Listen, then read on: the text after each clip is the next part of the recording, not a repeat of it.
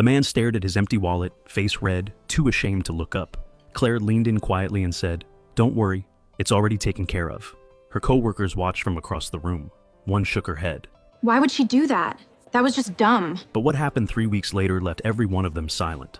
Claire had worked at the Alderton for 9 years. She was 52, quiet, always in a worn uniform, shoes so scuffed the younger staff called her the old ghost. She moved slower, smiled less, but she never missed a day. Her hands ached every morning before she got out of bed. Rheumatoid arthritis, paid for out of pocket. Her husband Ray had passed 4 years ago. No savings. Just the job, the rent, the medication, Ray's old leather shoes on the shelf at home. The one thing she hadn't let go. Some nights she'd look at those shoes and hear him. A good person is known by what they do when no one's looking. On a Tuesday, an older man walked in alone, worn coat, silver hair, uncombed. No reservation. The hostess gave him a cold look. The servers whispered. Claire took his table, the corner one nobody wanted. He ordered a simple meal. When the check came, he reached into his coat and went still. Wallet nearly empty. Face flushed, eyes down.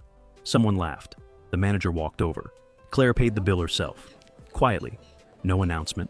She set the receipt on his table and said softly, "Don't worry, it's already taken care of." He looked up, eyes wet, then left without a word. Her co-workers shook their heads. "That was dumb," one muttered. "He probably does that all the time." 3 weeks later, Claire was called into the manager's office. Budget cuts. Her position was under review. She was 52 with arthritic hands in a restaurant built for speed. She already knew what it meant.